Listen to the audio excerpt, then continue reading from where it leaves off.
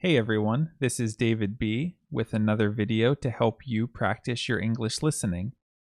In today's video, I want to talk about spending money in language learning.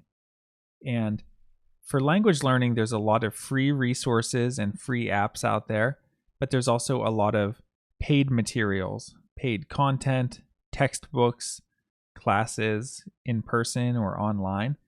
There's a lot of different ways that you can spend money, and language learning is definitely a big industry that people are spending tons of money on every year. So I was thinking about this topic because I am looking at a couple of paid resources to help me with my Chinese learning.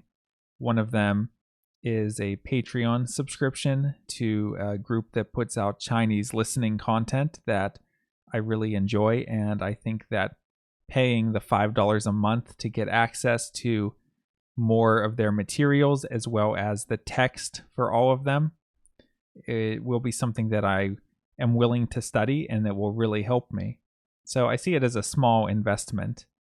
Another thing I'm looking at is an app that teaches you to write Chinese characters and helps you practice writing them.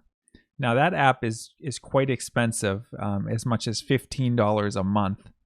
So I think there comes a point when you have to decide what resources are you actually going to use and how much are they worth. One website that I've been using for a long time is Lingq, Lingq, which many of you might be familiar with Steve Kaufman, who has a YouTube channel where he talks about language learning, and that's his company. And that's something I've been using for a long time. I've used Lingq for probably about 10 years now, and it's a really good app for practicing your reading, especially reading and listening. But the app makes it easy to import text. Let's say you have an online news article in a foreign language. You can click a button to import it into Lingq and easily see the definition of words that you're not familiar with. So for input-based learning, I've really found Lingq to be very helpful. So I don't mind paying the $10 a month or whatever it is, because it's something I use and I see it as an investment.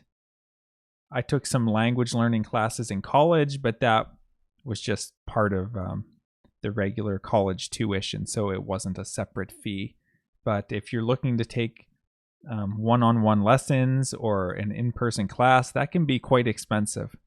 So let me know in the comments below, what kind of language learning resources do you use to learn English or other languages?